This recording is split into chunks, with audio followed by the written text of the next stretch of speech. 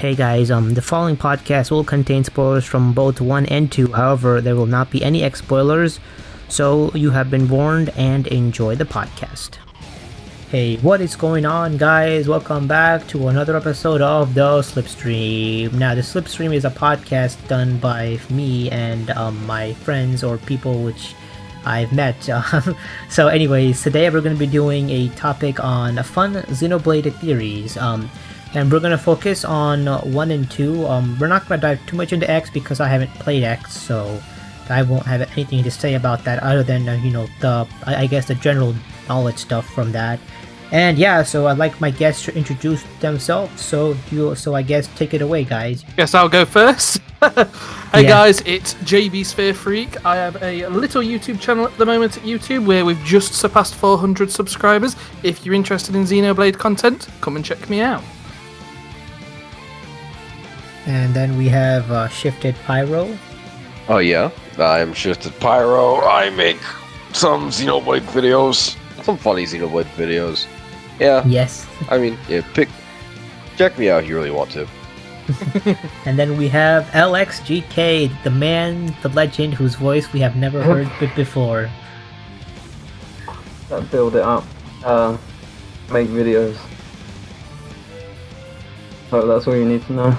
Okay, all right, that is epic. And before we get started, I would like to plug my Discord server because I do have a server. I think we all have a server. But mine is gonna be the link is gonna be down below, so so you guys can check it out if you want to.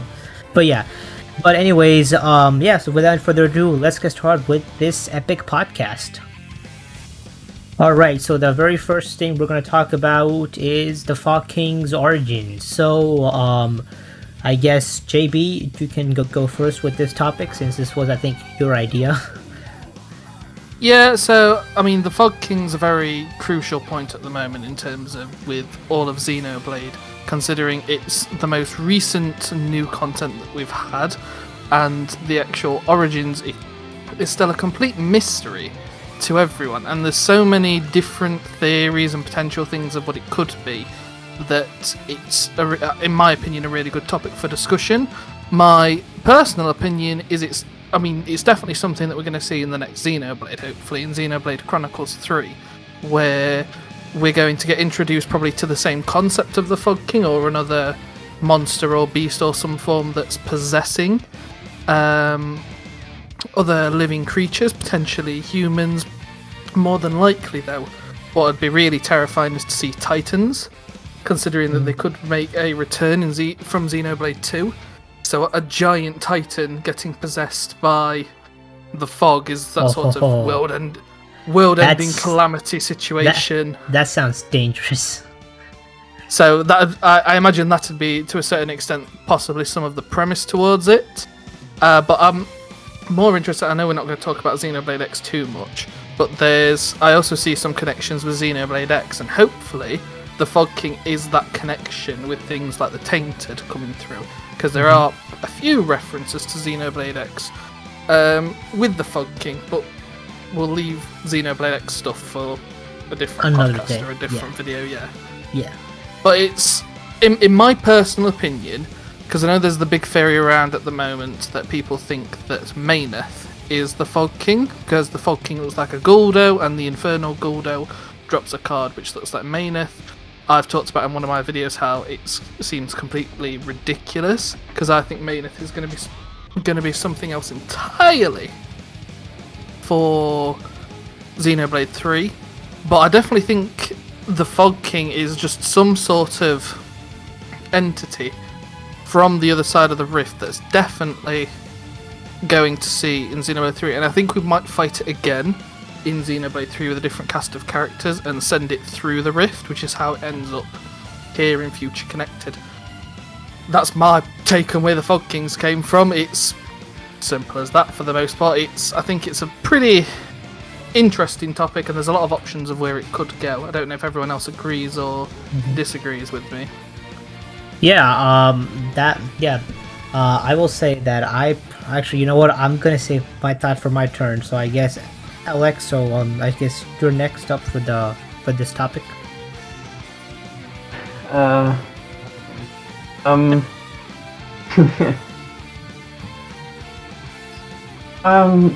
not too. I want to say it might be something to do with spirits. Of dead people coming back or something like that. No, Something like done that. that whole. I did that whole video. I'm not gonna re-explain it here because So I guess will you hurt can me. just so I guess just say, hey, just watch my video on that, and that should explain my my stance on that. You can simply say that, I guess. It's similar to, if people have played it, it's similar to, I think, is it Xenosaga? Yes, With the Gnosis? I believe it is, yeah. With the concept of the Gnosis. So if you're familiar with Xenosaga and the theory of the Gnosis, it's supposed to be similar to that in terms of what the Fog King actually is. Yeah. I mean, I suppose fall into the camp of I don't think it'll certainly be main myth. It's just, you know, a theory. A lot of people say it could be Zanza as well. Some people think that because of the Zanza's music that plays when you're fighting. Apart from that, I think it could just be spirits of dead people similar to Gnosis. Alright, so I think that's it, or do you have more to say for this topic, or for this or during the podcast, I mean? That's it. That's it, alright. Alright, it's all good. Alright, and Pyro, what about you? What do you have to say? I think for me, I think it's similar to the Gnosis and Xenosaga.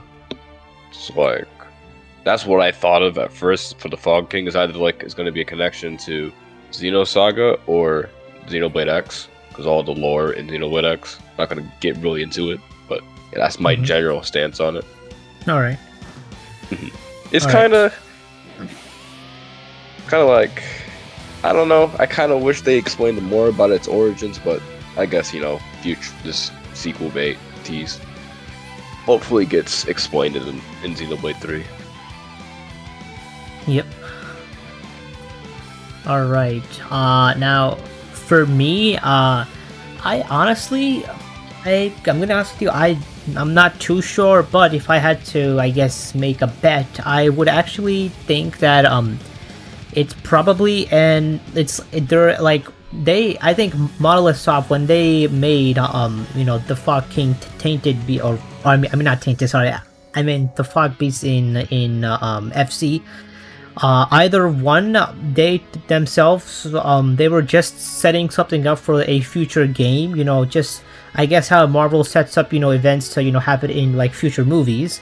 So they themselves don't know, or they do know because they're making Xenoblade 3, or they were at that time, I'd assume they were, so that, hey, you know what, let's just tease, you know, some parts of the next game, you know, in this.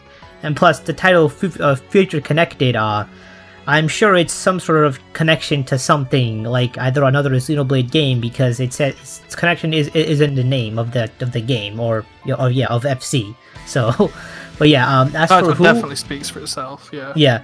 As for who I think the Fog Beast himself was, I'm gonna bet that it's someone that we have not been introduced yet. I know people say that it might be Mainit or Zanza, but I'm gonna be honest with you, I don't think so, because from the way it seemed, like Zanza was completely dead, like his soul was completely gone. So from the way that he died, I mean, because he had a pretty, I guess, spectacular death, you know, as I guess that's one way to put it. So I don't think it's Zanza and Mainit, and I don't think Mainit would become a bad person.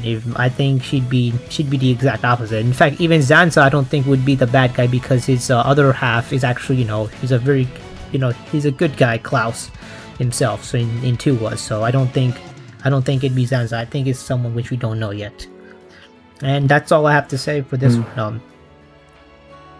Alright, I guess we're ready to move on to the other one, or do you guys have anything else to add for this topic? All I'd add on that is because obviously you mentioned that it's I'm the same part of it, probably not being Maineth, but in terms of Maineth not being like a bad person, I can't say entirely that that'll be the case, because with Zanza and Klaus, Wait, yeah, I get what you mean. Actually, yeah, finish your thought before I say. Yeah, because Zanza and Klaus are very different from each other, considering they're supposed to be two halves of the same person. So it's my personal opinion and personal theory, but I think that not only was half of their bodies torn apart, but also half of their souls. The negative parts of Klaus was what became Zanza. And considering Maineth is so lovely in Xenoblade 1, I do think it could be like the negative emotions and the negative feelings of Maineth being somewhere else. So if it is Lady Maineth, and that's how they've connected it all from Xenoblade 2 to Xenoblade 1 to Future Connected, Yeah. then it's possible that it could still be the negative emotions. I don't think that is what's happened myself, but it is potentially Yeah. still something to do with the negative side of her. Yeah. Speaking of their halves being a split, or I mean their ones being split into halves. I mean, because then half splitting would be quarters, but basically, I do think that Maineth actually, maybe the Infernal Girdle, that, or I think I said that right. I don't know if I did, but yeah, but that monster, that actually I think might have been Maineth, that, or it was a tease at it, but and when people said, oh, this is Maineth because they shared the same, I guess design, or Zanza because of the music playing, I'm gonna be honest with you, that is probably just them, being on time-wise. They have to, quickly make, I guess, a song or a monster, so they just reuse an asset, and they reuse a song. Because FC, I believe they still play. You will know our names for unique monsters if I'm correct, right? So So it's possible that they just reused, some songs and assets from other games. For unique monsters, yeah, but I'm pretty sure for the fog beasts, they've got their own specific song, because you can get unique monster fog beasts. So I don't know which one plays. If it's a unique fog beast. I see. All right. Well. All right. Anything else? Anyone else wants to add, or we can move on? No, that's all I'd have to say on fucking Origins. All right. Yeah, that's it for me. All right. And the next one is going to be, who's the strongest Aegis? This one's gonna get a little hotter if you catch my drift. But yeah. All right. This one I'd like LX to go first. So who do you think's the strongest? Well,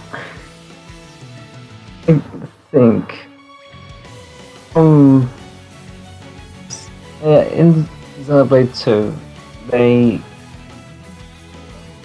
Malos and Pyro and Mithra are supposed to architect, turn them into, from the processor, them into blades, like the ones you find in core crystals. So he made some alterations to them to, wouldn't function in his whole system that he had going, whereas Alvis just sort of stays the way he was. He was, didn't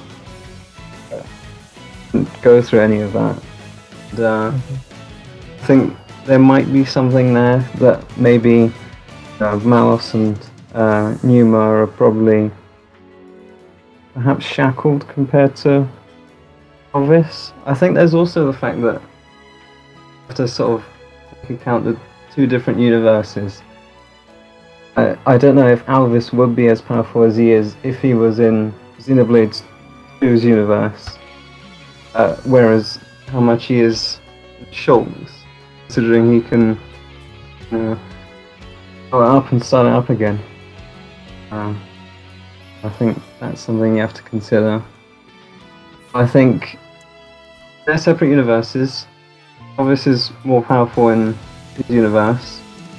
Malos and Pyro are more powerful in the Xenoblade 2 universe. And, if you put them in one, they might be a around the same, I think. So, boring answer. Kind of the same power level for all three of them. Hey, I'm okay. Well, I was gonna say about a similar thing, but but a little different. But yeah, but Pyro, and what about you? Who do you think is the strongest? I personally think, like all of them, all three, if we're on like an even like playing field, I think all of them are like around the same power level. But I mean, if it's like all like, between Aurus or Bionis, and Aurus, I personally think it's the Aegis twins, Pyro and Mithra, and Numa. I think Numa is the strongest because she has the reality bending powers.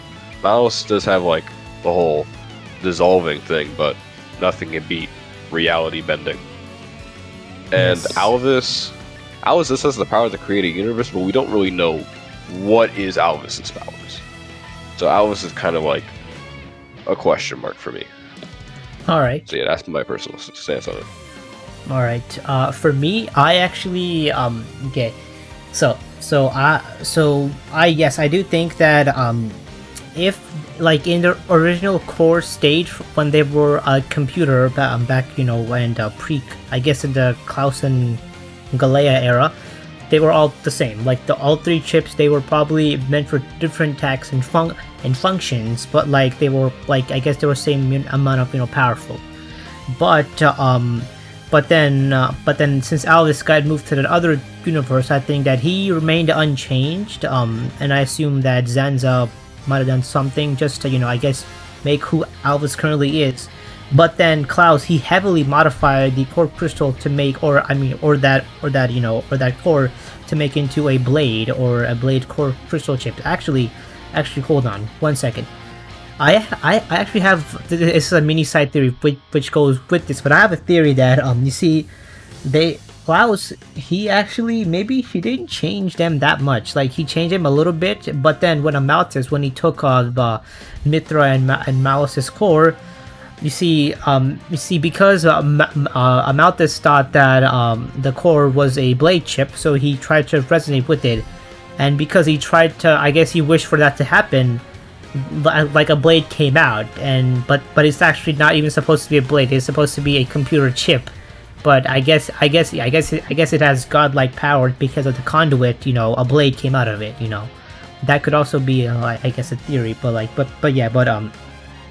so in that case, so for sure that Alvis is gonna be a lot stronger because both Logos and Numa, they're limited by their blade form, whereas Alvis, he's basically, you know, in his raw form, or I believe almost raw form. So think of it as the way I think of it. So if you're, I guess, tech nerdy, think of an SSD like being bottlenecked by like a USB drive, because like, you know, like an SSD can be very fast, but the USB drive, depending on, you know, what version to have it, is going to be a lot slower. So that SSD is only going to be as fast as that USB drive can be. I don't know if that made sense, but hopefully it did.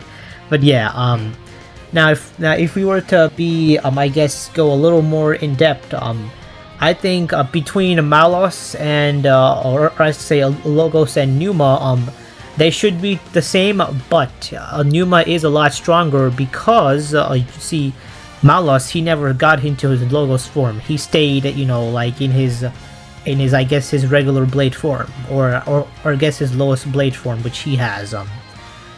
For Mithra, that she got to be Numa, so I guess she ascended, you know. I've ascended.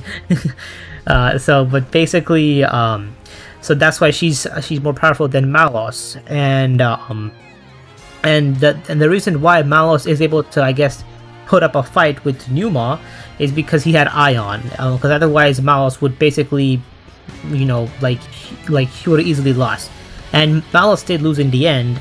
But but that's because he's a lot weaker than Numa is.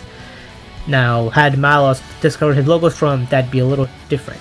And Pyra, she is the weakest because she was basically made by Mithra, I guess, to, you know, I guess to be like a much weaker form, or a much safer form of, you know, Mithra. But yeah, that's my take on that.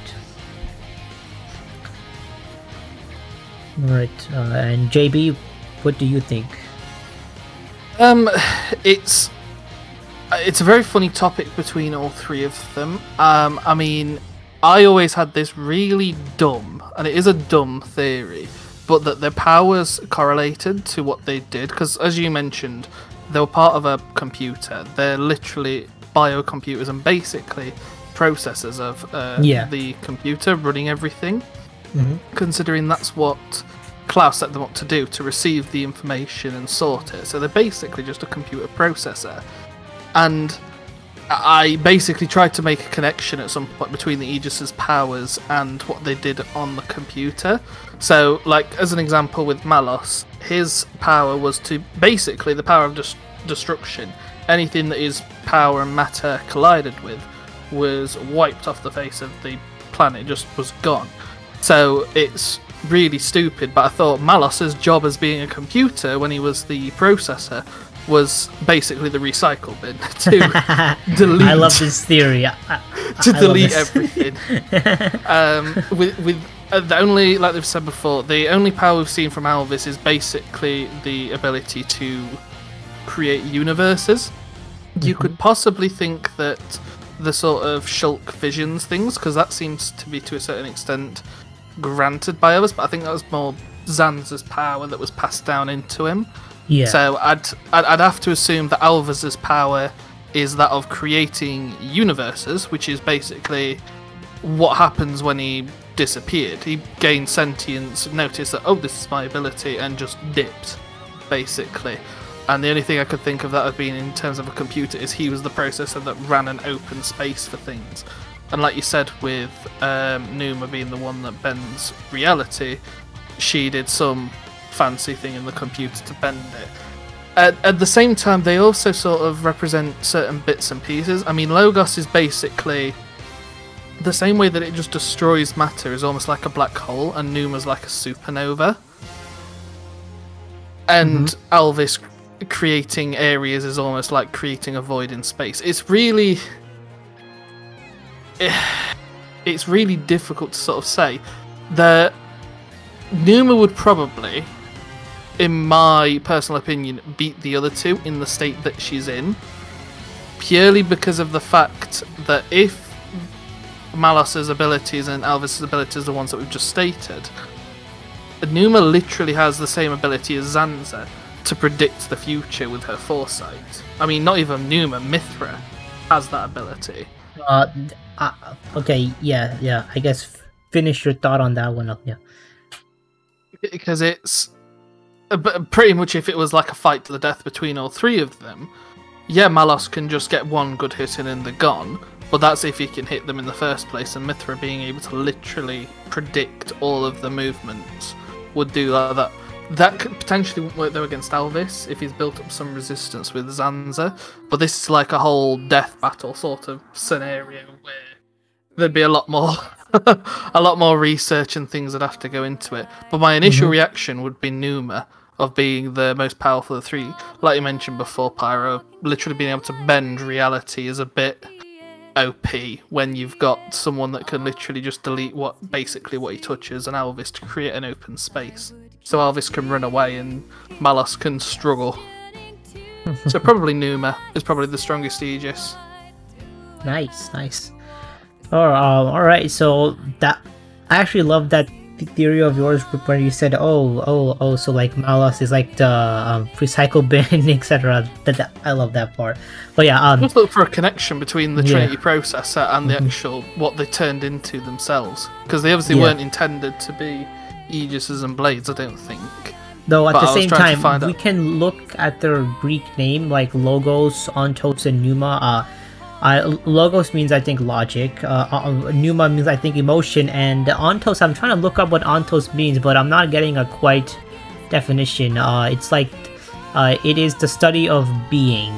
From a quick Google search, like ontology, or the study of, I guess Ontos would be in a being or life. That could be, I guess. But yeah, so I guess also their Greek names might have to do something with that. I think his destruction power it does sound nice, but I actually don't believe that, because I think that was actually shaped by Amalthus. Amalthus wanted to destroy everything or kill everyone.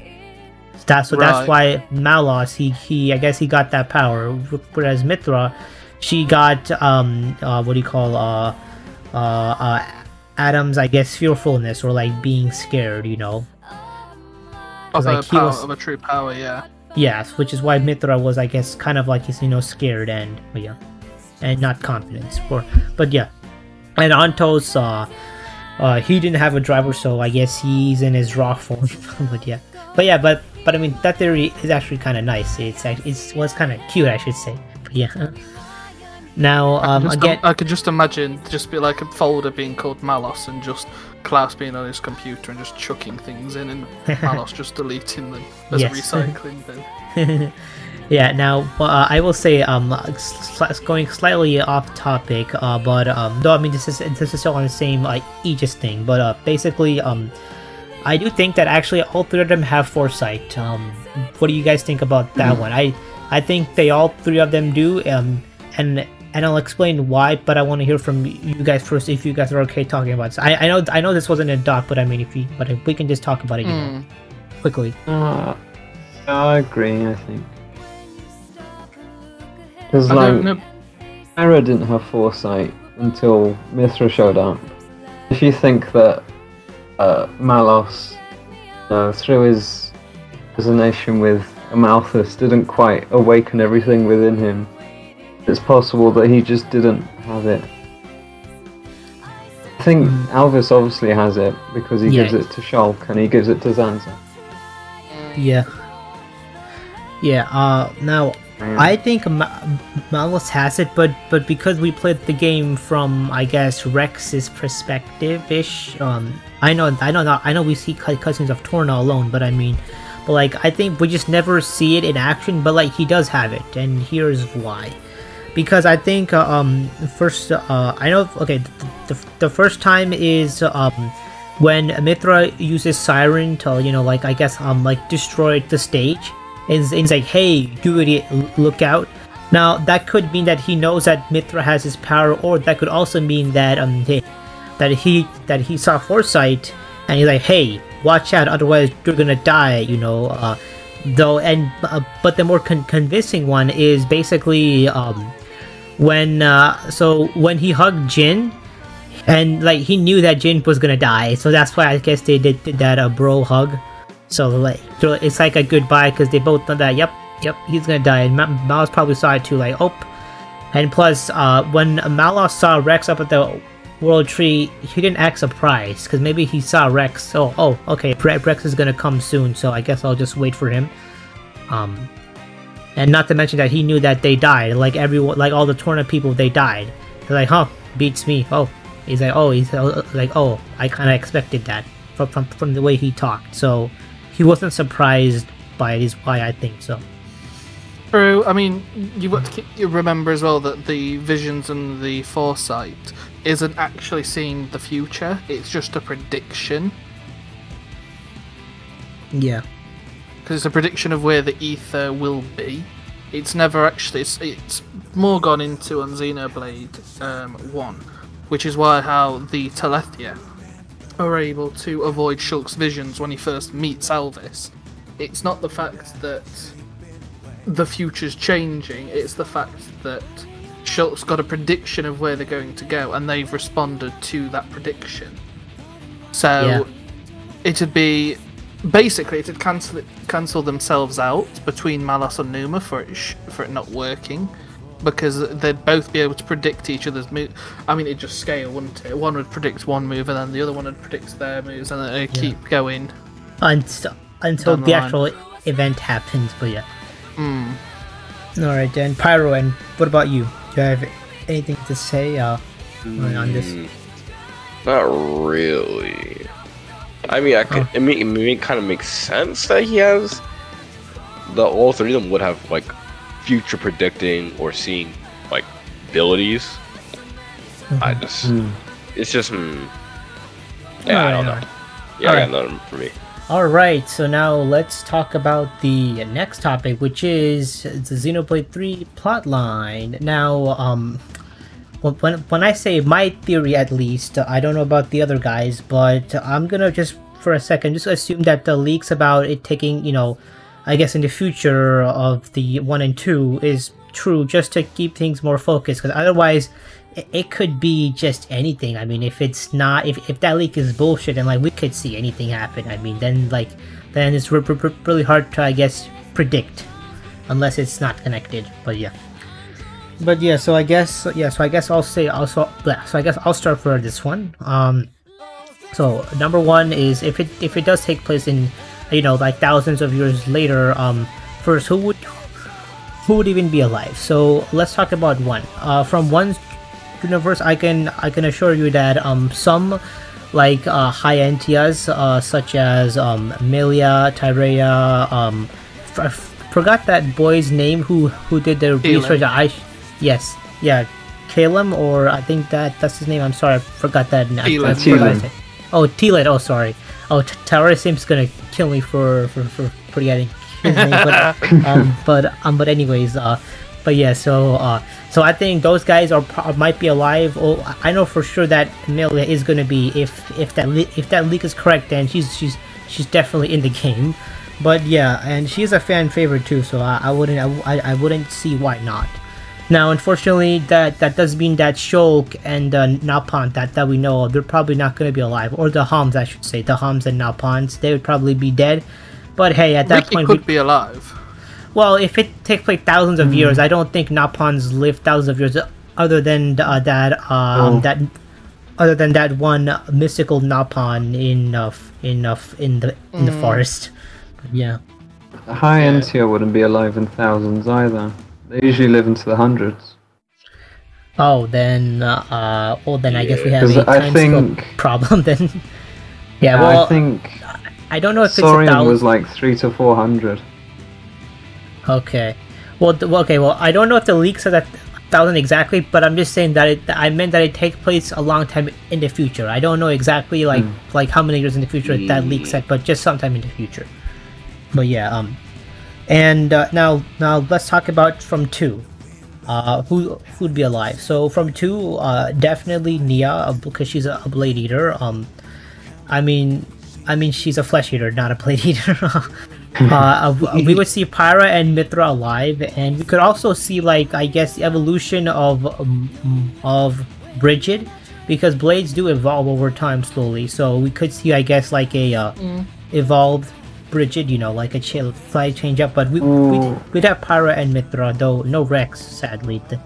I don't know how that's gonna go with Pyro and Mithra, but yeah. And as for Zeke, he might be alive. We know he's a blade eater by definition, but the way that he's not really a real blade eater, because if he was, then he'd be like Mikhail, who can give powers to like a driver, but he can't do that, or not that we know of. So he might end up dying like normal, or he might live for like forever, or very long at least.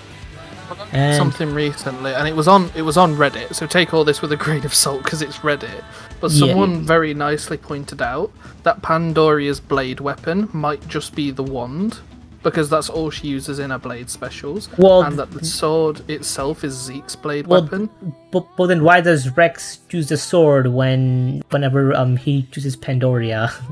Drew, ignore me. Reddit doesn't know what it's talking about. Carry on. Well, okay. Though to be fair, that might be true actually, because and that is just for gameplay wise, which I guess they gave Rex the same sword, but like story-wise, you might be onto something, because I have heard of that talked about in the past. I mean, I myself don't think that's true, but I mean that could be true. I'm not saying it's incorrect. I just think that I don't think that's true. But yeah. But anyways, but yeah, so we forgot about Alvis. He's definitely gonna be alive in this game for sure. And if this game is, if that leak is correct, where it's like, it's like a connection game, it's probably gonna be like an interdimensional game where like you can travel between dimensions. Like, I'd like to imagine that like somehow like Alvis is like, hey guys, I need help, and then like and then like I guess we get a new sort of protagonist and some recurring, some new ones, and like because Alvis probably has a conduit with him, I'd assume so, wherever he is, so like that's how they can travel between that dimension between Ulrus and I guess Shulk's world, or the Bionis / Mechanus. So that'd be interesting to see and evolve, Mechanus and Bionis area. Same with all rest, because that I want to see how they live on the quote unquote new Earth. But yeah, or I guess the old Earth, because it's the same old Earth. It's just that the Titans are now all like like actual continents now. But yeah,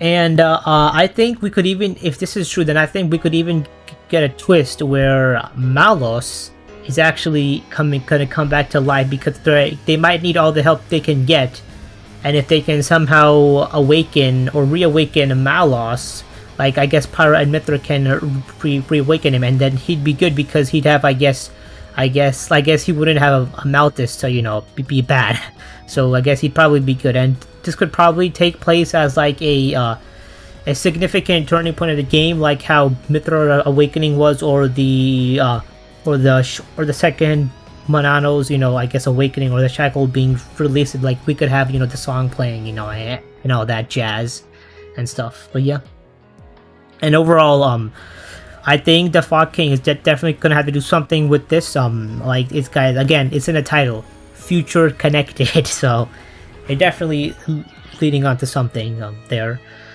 But yeah, so what do you guys think about that one?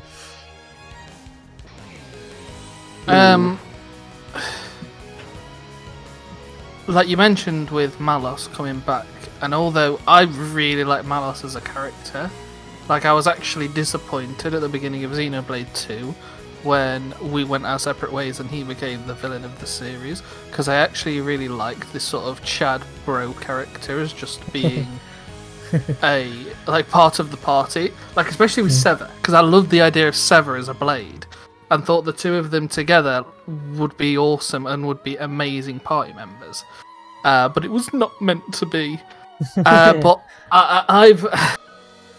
I've looked into the matter of Xenoblade 3 a few times, so I'm going to do a selfless plug right now because I've done a video on it. Check it out. I didn't mention this in it, but when I've done sort of research and looked into it, I've looked at that final cutscene of where Malos fades away, and his core crystal literally fades away to dust. It's not like it just, because I thought it stayed there but just got cracked again like it was beforehand, but it doesn't, unfortunately. So even though I'd really want him to come back, I don't think it's likely. And it, so how was it being alive, JB? So how was it being alive? Yep, that line to me tells me that he's actually alive, though. I mean, you're saying the exact opposite, but I mean, that's okay, because like we can have different, thoughts and opinions. So, but yeah, I think he's alive. But yeah, I won't be disappointed if he is. I'd absolutely adore it if he is. I just didn't really see that chance of actually coming through. I mean, he could have just been fading off into Numa's core crystal, considering Numa might have been thinking it was the All, and that's where you hear the voice line from. If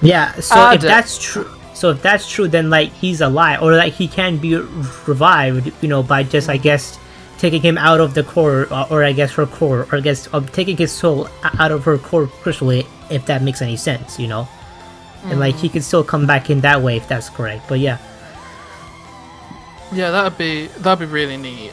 In terms of like the plot and things for Xenoblade 3, I definitely think it'll be in a different universe for this game. Even though this might be the one where we get the worlds to interconnect, which is a very touchy-feely topic for a lot of people, it seems. Yeah, a lot of people don't like that. Yeah, I don't think we'll actually see it in this game, if we're going to see it. You might have it as like a final cutscene at the end where the character walks through like a bright light or something, and you see like a silhouette of Rex or Shulk or something on the other side, which is still doubtful to happen. But I don't think we'll see it in this game. If the fanbite rumours are true, which I personally opinion don't think they are. Like you said, it'd definitely be cool to see Melia. I actually think it'd be really neat to be searching for the Queen of the High End tier and see a really elderly Melia who can tell you about the stories of Shulk and the gang and what she was like. Yep. And it'd be really... I imagine that'd probably also be a demise. You'd probably see her perish. For a valiant reason, of course, but saving someone or other. She'd probably end up perishing, and that would be Melia's end. But I don't think it's likely we're going to get things like that. I don't think the fanbite rumour is very likely to occur in the first place. Yeah, it's... Xenoblade 3's just got a lot of directions which it could go. The one bit that I'm not going to get into a lot of detail in, because I mentioned it in my video, was Maineth. I do think there'll be a return of Maineth in some way.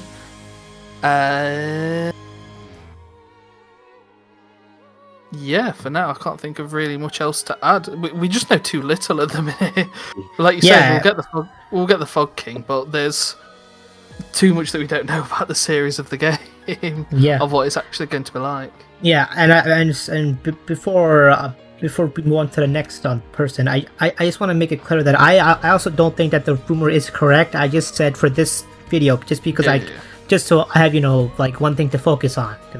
But I don't think that the rumor is true either, myself speaking. But yeah, I know it's unfortunate, but yeah. All right, Alex. So what about you? What do you have to say for this one?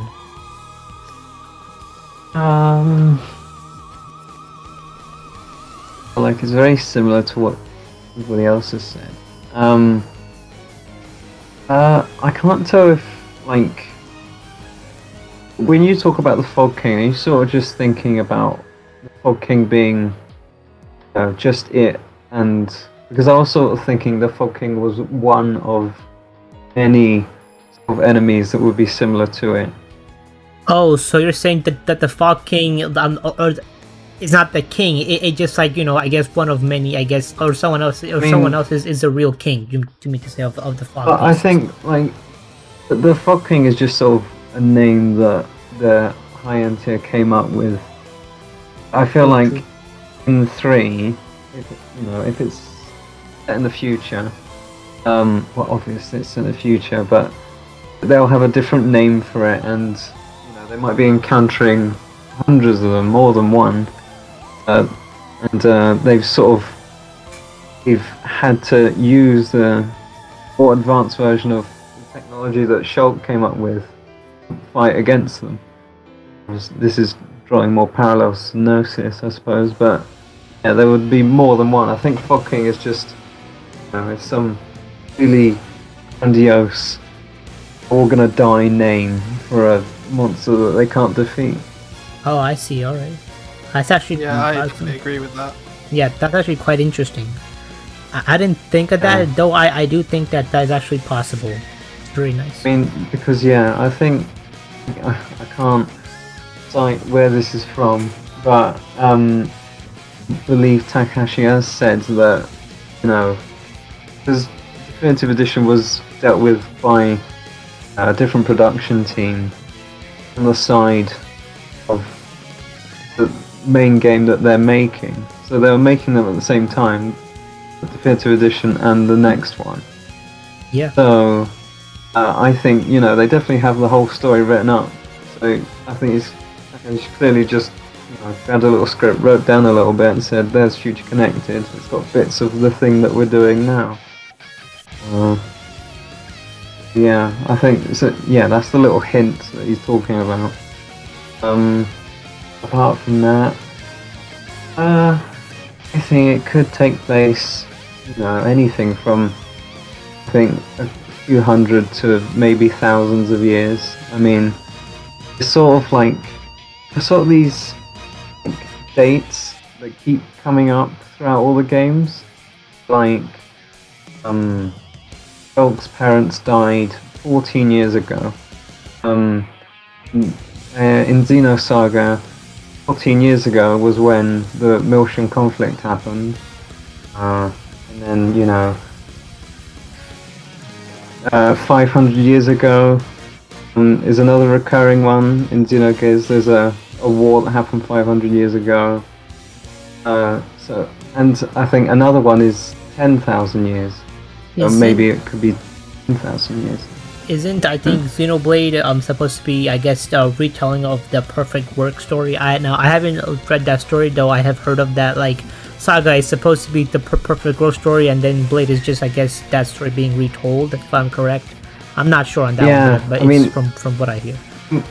And like the last hours of Xenogears, and because I haven't finished it, I'm not letting myself read the Perfect Works yet. I don't want to spoil myself. Alright. Yeah, that is what I've heard.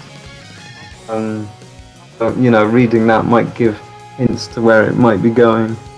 I definitely think, it's not going to be sort of carbon copies. Like, we're not going to get exactly the Gnosis or anything like that. Yeah, no.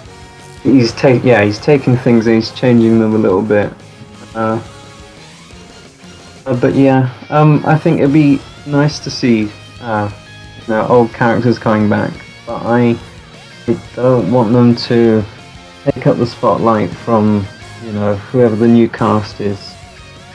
Because I feel like what they've got going at the moment is sort of an ongoing story in the background, but in the foreground it's completely different stories, so that people can jump on any game. So you can play 2 without playing 1. Could probably play 3 without playing 2, kind of thing. Well, I'm gonna be honest with you. It is possible for them to basically make it fully connected and also have a fun experience for those playing for the first time. It's not easy, but like it is it is possible. Like I think you can do it more. I think it's just sort of don't do it as much as Xenosaga did it. Don't go that far, because like that one you cannot play it unless you play it from the first one. Yeah, I see. Because you get stuff like if a new Switch comes out, it's not backwards compatible or something, and you've got the 4th game, you got to play the other ones, but somebody doesn't want to buy another console and stuff. It's difficult with games in comparison to like films. Yeah, if that were to happen, they'd probably just port the games. Oh wait, X is not ported. Re-release them again. Though at the same, though to be fair, for X not being ported, there actually are. I'm not going to get into them now, but there are actually valid reasons as to why it's not ported. It's and quite frankly, just to sum it up, it's not easy. And they don't know if it's going to sell well because. But yeah, I mean, I think it will sell well. But yeah, but anyways. I'm not Monolith Soft, so I can't say for sure, but I just think that it's probably not the easiest port to do. Yeah, I mean, apparently, production of Xenoblade X was not easy as it was anyway. Let's see. All right, so do you have anything else to add, or you said all? I predict. Next Nopon will be horrible. Worst one so far. Okay, interesting. Really turn people off. That's my prediction.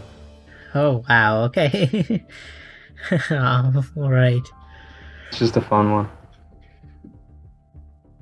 Alright, and Pyro, and what about you? Do you have anything else to add on this subject of Xenoblade 3? Okay. My personal opinion on like where the plotline will go. I think it will be set in all rest, the world of Xenoblade 2. It will be a completely new cast in the far future. The characters from Xenoblade 2, I only think the ones that will survive are basically the Blades, so Poppy, Nia, the Aegis sisters, Bridget, Pandoria. I think Nia is probably going to be like the old woman archetype character, the lead, the new protagonist, whatever. I think the fog is going to be a huge aspect. Don't know how. I don't know if it's going to be like, bridging between the worlds of Xenoblade 1 and Xenoblade 2. Zeke may be still around. Maybe not. He might be even like the king of Tantal or something. Yeah, Because that could be. he's a blade eater. Mm-hmm. Morag's definitely going to be that, but Bridge is going to be fine because she has her journal, so she'll probably still keep onto her memories. And not Poppy... to mention that she has Nia, so I guess like Nia can tell her, hey, like I'm kind of your best friend, but yeah. Poppy's probably just going to be, I don't know what she's going to be doing because she did say she was going to be a widow, so yeah, Poppy's kind of just a huge question mark. I think with Pyro and Mithra are definitely going to have a huge focus when it comes to the character arc. Because with the loss of Rex, and they're probably going to go berserk or something. Because I think Pyro is going to be a bit sad, but she's probably going to still be like how she usually is. Mithra is going to be probably the more unstable one. I definitely do think... Yeah, it's like, I think something with their goals is somehow like revive Rex, somehow bring back some of the drivers. That's what my personal opinion. Of course, there's going to be a new Nopon. I think the new Nopon... His name... We actually can pinpoint his name, though. It's going to be an NPC from FC. Because I think that's their thing. Like, so... I believe Tatsu was an NPC in 1, and then Tora was an NPC in X, and Nene and Akino were NPCs in 2. So that's the I think that's the whole shabam where they take that NPC and from the previous game and they give it that as a main name. So hey man, just go through all the Napons in FC and pick one which and so hey, what are the Pawn Specters? Not my name is Pawn Specters. Bruh. Yeah. Actually, that would be kind of cool as like a party member of the Pawn Specters, like an explorer type Nopon. Yeah. Because it is uncharted territory. Yeah. It's also possible that, as JB Sphere said, whereas the 3 is actually not going to be the Infinity War type game. It's going to be, I think 4 or 5 might be the one. It just said they're going to build it more with 3. Though that's also a possibility and probably the more reasonable one or the more realistic one.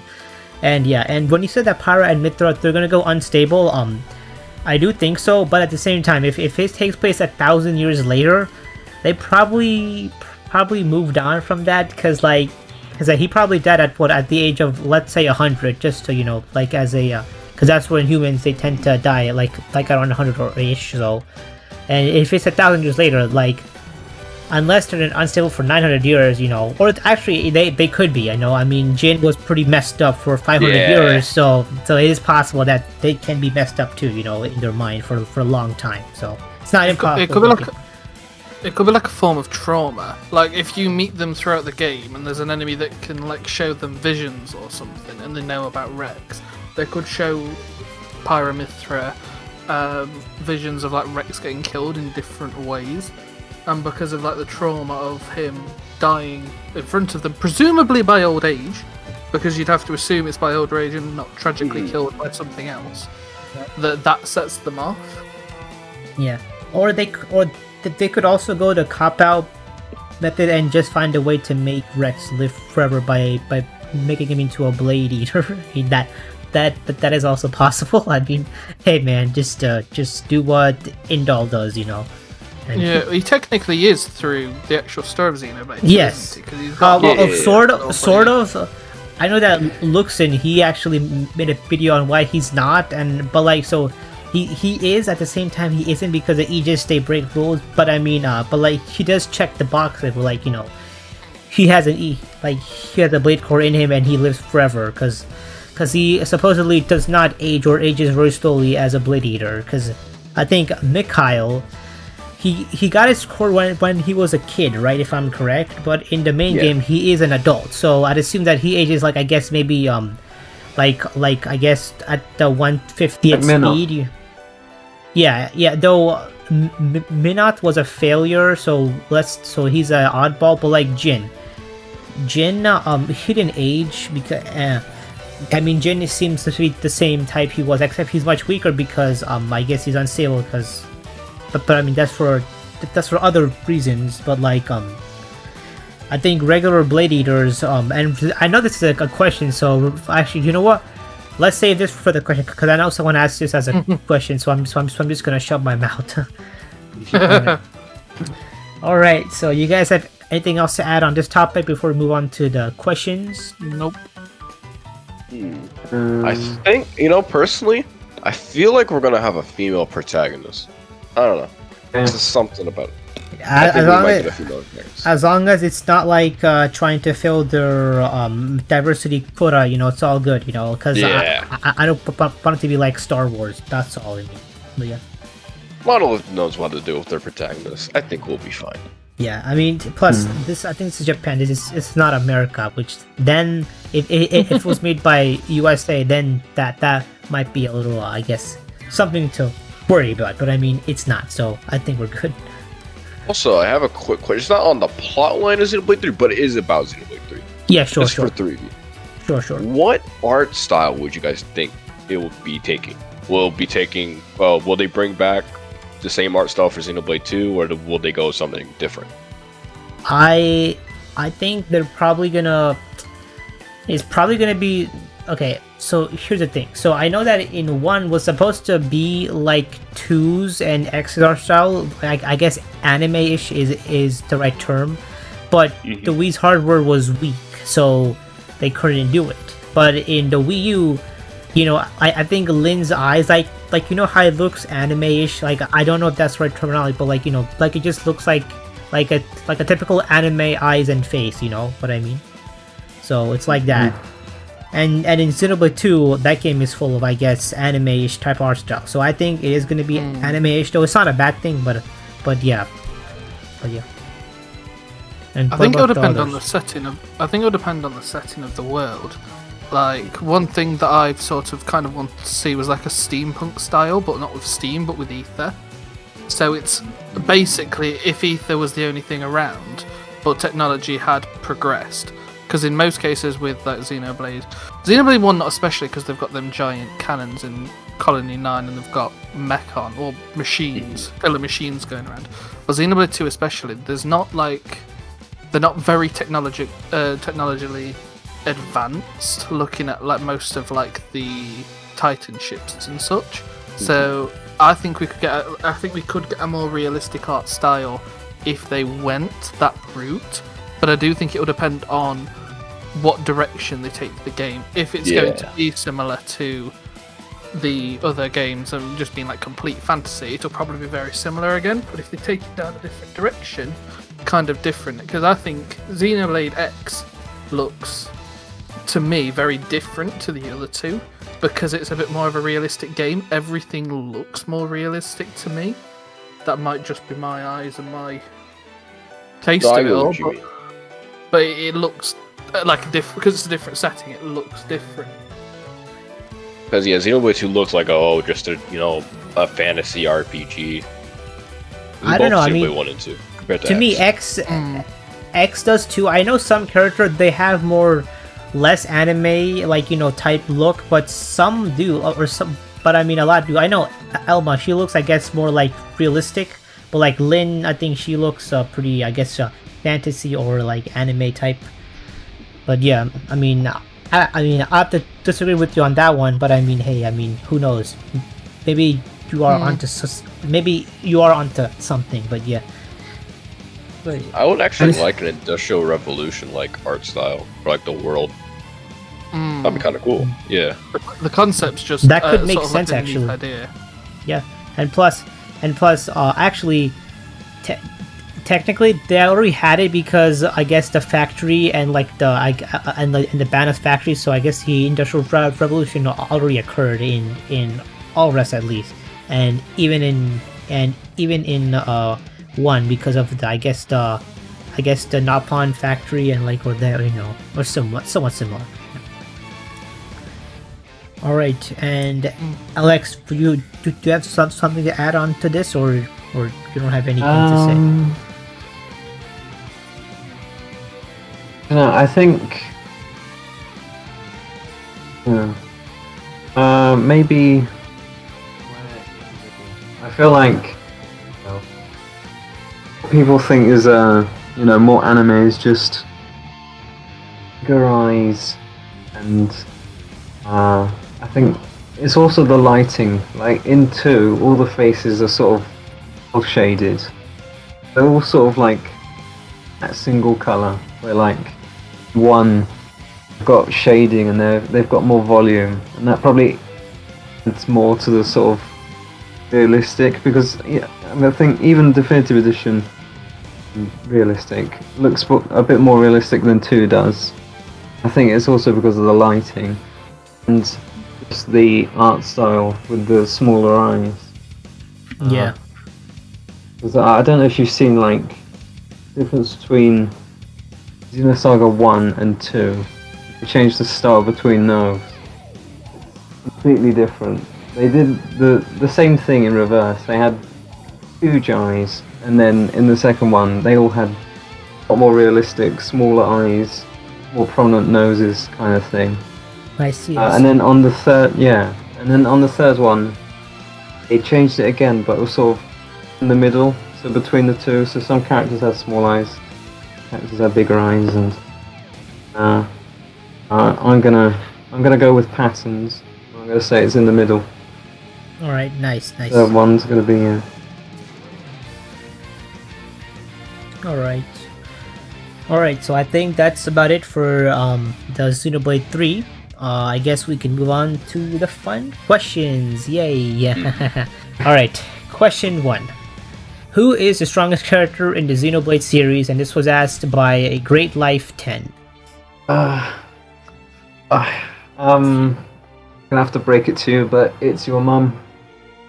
Oh, got it. All right. Well, boring answer number 1 is Elvis. Boring answer number 2 is not an art stage. So, what's interesting answer? I was thinking of the interesting. No, absolutely not. Wait, what did you say? I didn't catch it. Tatsu. Yeah, I said Tatsu. Yes. He's got reality warping. He knows about homes. Actually, no, you might be onto something, because Tatsu just has to exist, and everyone around him dies. Tatsu is Jar Jar Binks. No way. Yep. Tatsu is Jar Jar Binks. Fun fact, Jar Jar Binks. Lord. Yeah, he was supposed to be a Sith Lord, but then because everyone didn't like his character, then George Lucas he changed that like the last minute for the second movie. So he was gonna be like a big baddie, but then they made him into a goofball only. So, which is unfortunate, but yeah, that's who Tatsu could be, a very powerful bad guy, who just acts dumb on purpose. But I yeah, think Zanza could have been the strongest character in the Xenoblade series if he wasn't restricted by Elvis. If he wasn't, because basically he's trapped in Elvis's sort of pocket dimension, isn't he? If he wasn't trapped in it, I think he could rival Elvis. Because again, it's sort of a simple answer, but he's a god, so like literally has the power to do basically whatever he wants. But his downfall is that he's actually only able to do everything under the provisor of Elvis because he runs everything. But if he wasn't trapped, I think Zanza. you guys are okay. I actually know the real answer, but I'm gonna let I think Pyro say his first, and then I'll say my answer because I think I have the I think I do. I mean, I might be wrong, but I think I do. I'm confident. But yeah, Pyro. What about you? All right, guys. I think you guys are all glossing over the real most powerful Xenoblade character. Who? Come on. Obviously, it's Mui Mui. Come on. Oh, look hell yes. Mui Mui is Zord, guys, also. Correct. But, seriously, if I'm thinking the strongest Xenoblade character, Numa. Because reality bending. Yeah, we've been over this. Alright. Okay, my answer is the Architect. Guys, Malos, he straight up shot I think whatever the hell that was, and he didn't even flinch. Klaus is basically he's immortal except unless Zanza dies. But I mean, but yeah, so he can't. So that's I think he's the strongest. Now, is he strongest in the sense that he could, I guess, kill many people? Maybe. I mean, we haven't seen that of him because he's a nice character or he's a good part. But I'd like to think that, you know, he is the architect of the world. He could probably cause massive destruction if he wanted to, you know, like that is. But he is the strongest in the sense that he cannot die unless Zanza dies. So no one can hurt him other than Zanza, because Zanza dies and he also dies, I believe. So he definitely has the highest KD. Like, to be fair, could press the button again. That's what I was thinking from the experiment. He probably killed thousands, thousands, millions. That is true, actually. Yeah. Oh, actually, one more small thing. You know, by the way, he didn't just make 2 worlds. He made many worlds because Klaus said that after I pressed that button, people were transferred into many different dimensions. So it's not just 2. I mean, we only saw 2, but like there are probably thousands of, you know, other worlds like Allrest and Bionis and Mechanis, but probably with like, you know, other like random ass people, not with like the important people. But yeah. All right. I guess we can move on to the next question, which was asked by Ryan Time. Nice name. How did Klaus and Galea? How will Klaus and Galea be incorporated into Xenoblade 3? Okay. I'm not sure. I personally think that they will not return, but JB Spear, like, he thinks Galea or Mainnet might return, but so my answer is they will not come. And what about the other guys? Yeah, I think Galea is going to return as the villain of Xenoblade 3. Like I said earlier, I think her negative side is going to be the sort of, like Zanza was the god of Xenoblade 1, I think Galea will be the goddess of Xenoblade 3 and be pulling everything from the strings and be the villain, and she'll be I think the fog, which I'm just going to refer to it as the fog, is a part of her being, and that's what's corrupting everything, and that's how she's taking over everything, because she can very easily have been transported to the world of Xenoblade 3 and be a new entity there, but be in the form of a god. I think I discussed this in one of my videos, but it's something I think she'll come back, but I think Klaus is done. I don't think we'll see Klaus again. And what about Alex and Pyro? What about you guys? I've gone blank. Think personally for me, I don't think either Klaus or Galea are going to be like incorporated. I think mainly, personally, I think their stories are just done, and it'll be focusing on whoever else is left, because I think that's interesting enough for a story, even though it's set in the future with all these other characters. You know, it doesn't need like, oh, they're just force a Klaus and a Galea connection just because, you know, it's even. I see what you mean. I think I agree. I think if you have too many returning elements, then yeah, it just kind of makes it messy. Yeah, I think the whole like good and evil sides idea. I had a conversation in one of my videos about it. Put it up, so I can credit the person who brought it up, healer me or something. I was just saying how the differences are probably not like inherent, like good and evil sides of personalities, but rather just a result of their sort of circumstances. So like, you know, Klaus's half that becomes Zanza was a person who got thrown into a world where he has what he thinks is infinite power, and he probably, you know, does to an extent. And it's having that power influences who he still was, but he just, you know, became power mad. Whereas, you know, the Klaus left behind became who he was because of where he found himself. I don't think the other half of Enith necessarily has to be evil, depending on where she is. I I think she's dead. But Interesting. All right, moving on to the next question. Which Aegis is hottest? Aegis Girls, Malos, or Alvis?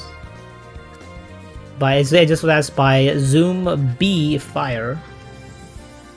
Is it not supposed to be zombie fire? Oh, my bad. Yeah, that's what I I thought. cannot Yeah, read. that's what it was. Well, I am an idiot. I thought it was Zoom B Fire. Okay, well, I cannot read. You're gonna okay. have to put how that name's spelt now in your video as text so people can. Zoom B Fires. Yes, Zoom.B Fire. Yes, his name is Zoom and his middle initial is B and his last name is Fire. Yes, but yeah, which you just I think is the hottest. Look, I gotta go with Fire, man. I'm Pyro, man. I'm gonna say that Pyro. And I'm being honest, because I mean I am a straight male, so for me Pyro. I know people like Mithra a lot more, but I mean I'm going with Pyro. So what about you guys? And plus, she's a fire blade, so she's like hot, like because she's a freaking fire. Oh my god! oh, very funny. But yeah, sorry for cutting you off, Pyro. And the awards for the for worst me? joke ever goes to. No way. For me personally, I would pick Mithra, cause I like Mithra's personality after Torna. Cause Mithra base game, I mean, she's fine. Her character gets much better in Torna. And also, Tsundere's. Come on, man. I'm gonna cut right down the middle then, because I actually prefer Numa to both of them. Because I feel like, even though they're supposed to be both of them, and both of them are the same, I feel like Numa would be that sort of blend of both of them, where she'd have a bit of the Mithra sort of side to her, but she's also got the really intense, lovable Pyro side to her, and I just prefer her design. I see. I'm just gonna simp on Numa. And Alex, and what about you? All pretty cool, aren't they? Well, I'm sorry, what? Oh, wait. Wait, did you say Alvis? Or, I'm sorry, I couldn't hear you. Your voice I was didn't say cutting off. anything. Oh, okay, my bad.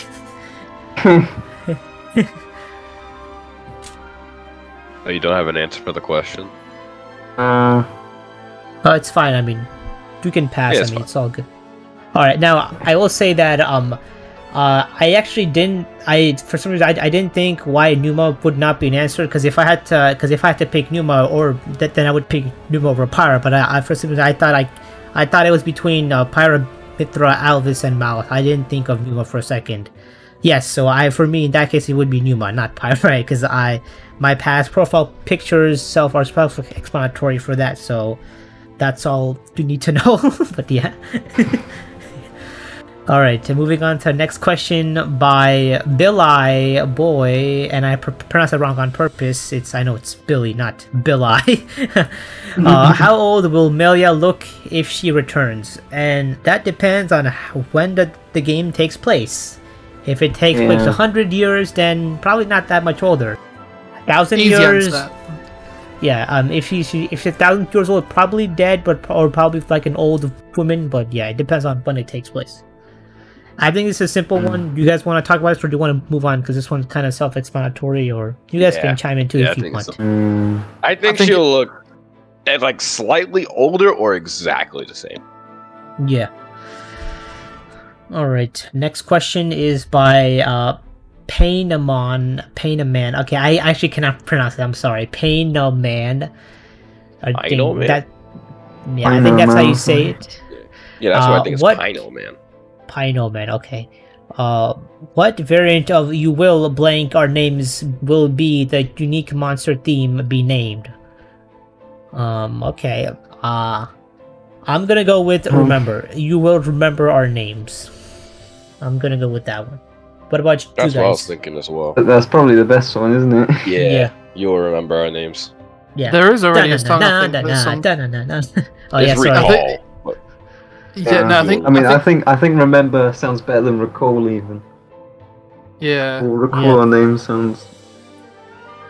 Song. You will there is never. Yeah. Sorry, JB, you were saying. There is a song already. It's a very old song called "Remember the Name," and it's just me. But when even you will remember our names, I don't think of that. I think of "Remember the Name." That's probably just because it's just me. So I remember the name sounds good, but I don't think it will be. They might want to do something a bit different. I know they've done remember. I don't think. And I thought that would. I personally think they will not do that. I think they'll keep the tradition of the, Google blank our names. But I mean, hey, if they do, then it'll probably be remember. Yeah. Okay, yeah. I think there's two choices. It's either remember or my personal pick, never forget. You could have two words. And I was rename it to Don't Forget. I was actually gonna say that after JB stopped talking, so you read my mind actually. My nice. All right, moving on to next one. How fast do you think the Xenoblade 2 cast ages? Weird question, but all that Blade Eater, Flesh Eater stuff, and also Rex being an exception to that, that'd be interesting. And that's asked by Aspirin Juice. Now this question is actually, but I've stopped myself from talking about because I know that people are going to answer it now. So I'll talk about that now. So I personally think that regular humans, they age normally, and Napans probably a little bit slower. Because Rick, he's 40, but he still looks like he's a teenager. I'm gonna be honest with you, he doesn't look like he's 40. His personality is like a teenager to me at least. So Napans probably can live longer than humans, or Homs as they might be called. In one they're called Homs, and in the two they're called humans in general. As for Flesh and Blade Eaters, a Flesh Eater, depending on how successful it is, I think Jin and Nia, they can if they were to live longer, or I know Nia, but if Jin were to live longer, I think he would probably age very slowly, maybe I guess 1/50th or 100th, of the regular age. Whereas Minot, he aged, he was alive 500 years, but he probably aged, I think 1/5 normally. I think that makes sense. Because he looks 100 years old, and it sort of takes place 500 years later, so 1/5 Matt. As for Mikhail, he looks to be about late 20s, early 30s from my understanding, or from the way he looks, and he was a 10-year-old boy. So that's 20 years. So let's do some quick maths. If I can do my quick maths correctly. Should have done this before, but oh well, that's fine. So he aged about 1/25th of the regular, I guess, age. So, yeah, I think. So what this tells us is that Nia, she'll probably actually look about the same for a long time because her Flesh Eater form was very successful. As for Zeke, that was successful, but we don't know how good that was because he can't. Because I guess he doesn't act like Mikhail, as I said. So it might be that his was only successful, whereas he'll age, I guess, a little slower, but not too much. So Tora is gonna age like a normal Napan.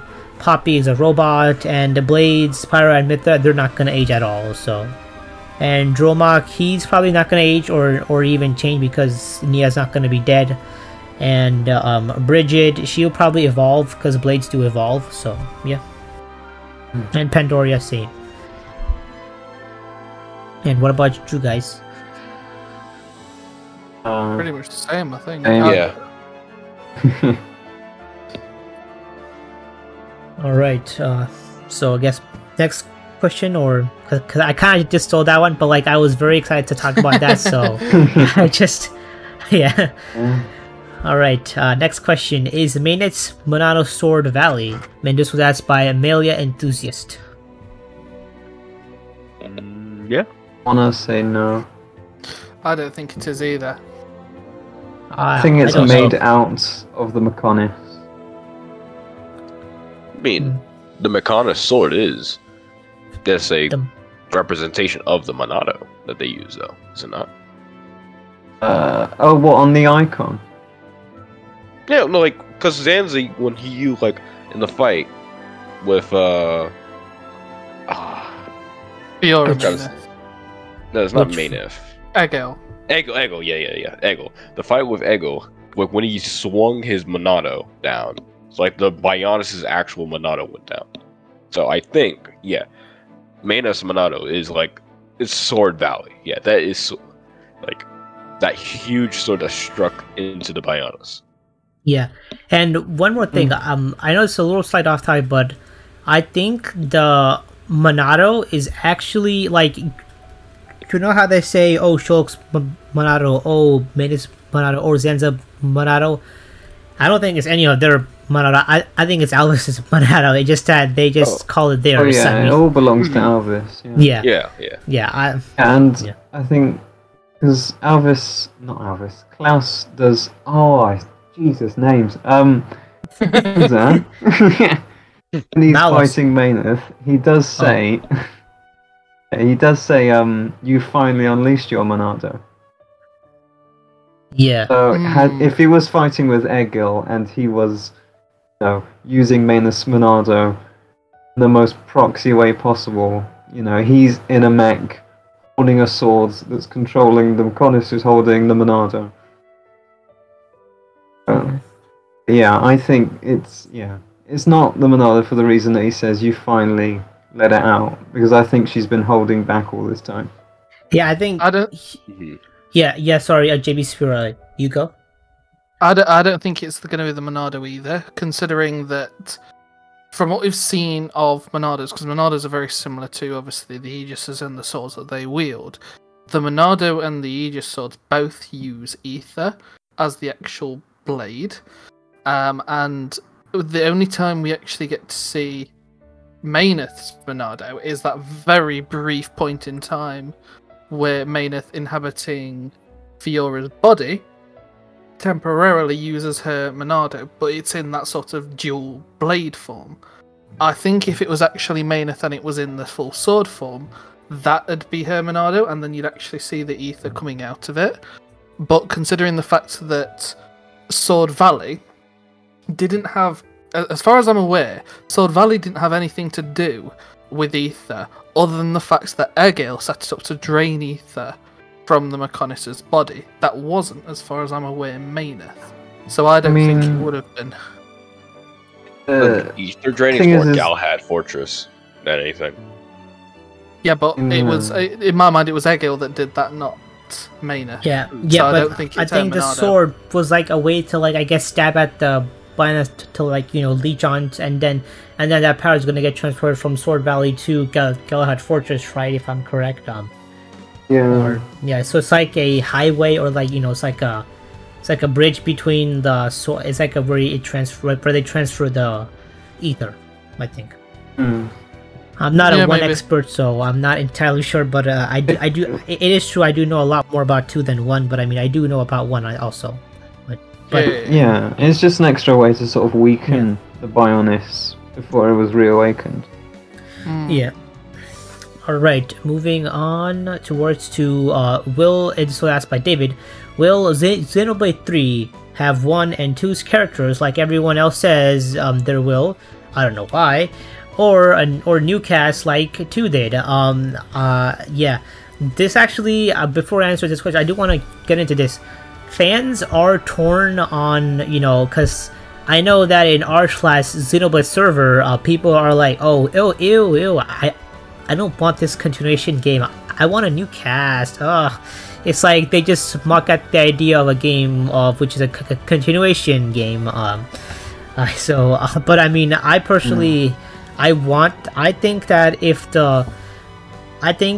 because of FC and I guess I think I think his name is K Jewelers. He made a video on, does he think Xenoblade 3's leaks are correct? Now he thinks that probably not, but it is possible, which is what I think. It's probably not, but I mean it is possible as well. So I'm gonna say that I think it's maybe. I'm gonna say what the maybe. I think is probably it'll be a mix. I think you'll have a main cast, and you might get cameos from older characters. Yeah, I think maybe like Melia and Nia like return as public characters because Pyro and Mithra they might be torn up, so and I mean, they act like mentors, I guess, sort of ish. Yeah, that. I mean, it can be a role throughout the whole game, or it could be simple as I'll help you open that door. Oh wait, you're Melia, and that's it. If you open the door, move on. I don't think they would do that little of a thing, but Oh, no, I mean, just make her a I think freaking people more doorman. angry about how they treat Melia. I mean that's IGN, but let's not discuss that right now. She's the weakest character in the story. Yeah. That question will definitely be a mix. I don't think it will be Xenoblade 1 characters. If there is, it's just probably going to be Melia. Yeah.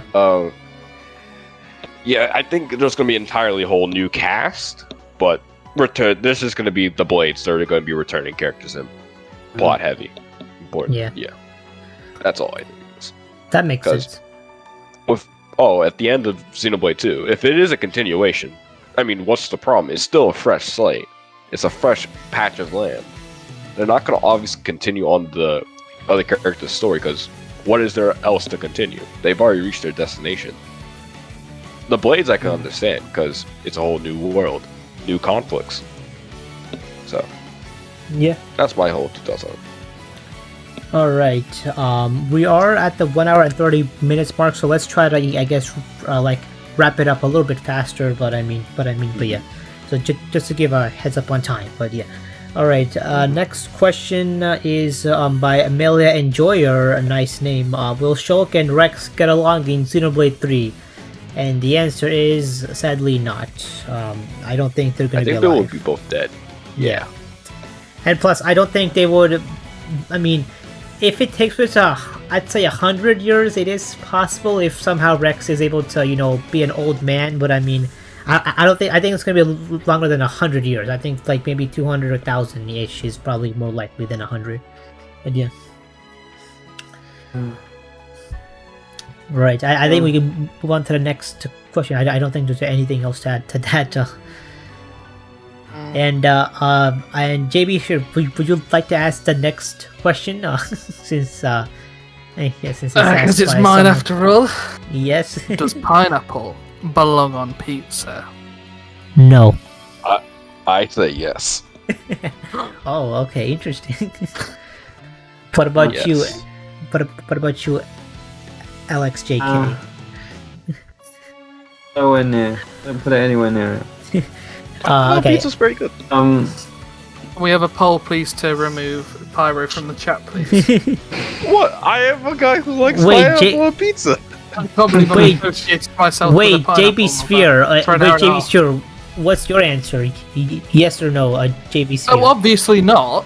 Oh, It's the greatest sin that a man could ever achieve. Oh, something as precious and beautiful as pizza can be ruined by something so that it belongs in the trees. Leave it in the trees where it grows. It doesn't need. I mean, tomatoes come from trees, so I guess we should leave them too, fine. Right? Because tomato is because tomatoes belong on pizza. Okay. All right. Okay. For me, I got too into that. For me, I have a much nicer way of saying why no, but basically, you see, for me, pizza is a savory dish. Like, it's spicy, so I would prefer no pineapple because I'd rather be, more spicy than, have sweet things, or pizza. Now, there are other treats which some people love spicy, but like, I love the sweet variation of it. Like in India, there is a dish called paneer makhani. I don't know if you guys have heard. Now, you guys have heard of butter chicken, right? As it's an Indian dish, right? I know it is. So I'm just asking if you guys have tried that or heard of that at least. No. No, Okay, I then- eat Indian food. Okay, never mind. but yeah, so basically, it's a dish which can be enjoyed, which is traditionally is actually very spicy and savory, but me personally, I like it sweet. So I mean, so a paneer makhni is basically butter chicken, except you replace the chicken with the paneer, which it's a type of protein. But yeah, so I mean, if I like sweet pizza, then I would say yes, but I like spicy pizza, so I say no. That's my reason. Meat feast is the way to go for a pizza. That's Okay. the end of this discussion. I'm vegetarian, so I'm gonna have to say no to that. But let's move on to the next question. What are the chances of getting a Xenoblade fighting game and warrior games? Yay or nay? And the next question is also basically the same thing. Will they make a Xenoblade themed spin-off game, which is kind of like, you know, this fighting game? And this question was asked by Flint and Zoom B Fire, not Zombie. I said Zoom B this time. I said it correctly. Yeah. My answer is, if Xenoblade becomes popular, I'd say I don't think it's going to be as popular as Final Fantasy unless they're able to make it cross-platform. I don't think that that's going to frankly happen because, quite frankly speaking, PlayStation is going to outsell both Sony, both Nintendo and Xbox in terms of sales. So, like, unless they can make, you know, unless they can make Xenoblade a, you know, multi-plat, then probably not. But it can be as good as, I think, Persona 5 or Persona in terms of popularity. So if that happens, then yeah, we could probably get like a Xenoblade Smash type game where it's like, you know, it's like a fighting game, but like it's Xenoblade character team. That'd be very fun actually. And they could even have like Xenosaga characters like Cosmos and Shion, and you know, as characters. That'd be cool, I think. The first one was like a good idea. Mhm. Yeah. About the second character. But... Yeah, and so what about you guys? You guys have, so what type of spin-off game you guys would like to see of Xenoblade? Warriors Xeno- or Narcissus fighting game. I see. Though I know they there's, could I also- know there's already a version of it, but a Xenoblade dating game, just saying. No. What version No. exists of dating? I'm confused. No, What? no. I'm I'm pretty sure it confused. already exists, like someone's already made. It's a I fan game. found I'm one, pretty- yeah. Oh, fan Yeah. game. Oh, okay. Or yeah, okay. I thought you mean like a real. I'm like, what the heck? Yeah, I no, I'm saying mean- they could make a real one, but I'm pretty sure they've made. I'm pretty sure they don't want to be M-rated. So, or actually, wait. Okay, wait. Hold on. I know it's a little off topic, but didn't Takahashi said that he wanted to make an M game, if I'm correct, or Yeah. or was that a meme? I don't know if that was true or he not. does really want to make one, yeah. Okay, yeah, so I guess we could get Nintendo's first first-party game, you know, Xenoblade 3. It's just porn. That's what it is, straight up. Okay, Xenoblade. No, Grand Theft Xenoblade. It's just Xenoblade except Grand Theft it's Blade. GTA. Yes, Grand Theft All Rest. yes. All right. I think we're just about done. Is there anything else that you guys would like to add into this podcast before we wrap it up? No. Damn, We're good. can't think of it. All right. Yeah. And time-wise, we're just a little over an hour and 30 minutes, so that's all good. I mean, that's fine. And yeah. Mhm. Alright, so thank you guys for having, and thank you guys for watching if you made it till the end. If you did make it till the end, just comment below pineapple. Just comment that below and we'll know that you made it all the way to the end. And yeah, thank you guys for coming out here, and you guys are welcome to, you know, come back for another video or podcast. So yeah, yeah. See you No, and I guys just want to let later. everyone know that everyone that comments pineapple will be getting a dislike from me. Okay. Well, that's the first thing I thought in my head, because I do that whenever I make a long video. I'm like, hey, if you made it till the end, just comment below this word so I know that you made it till the end. But yeah. Yeah, that's the best. But yeah, so I'll see you guys in the next one. Goodbye. Bye, guys.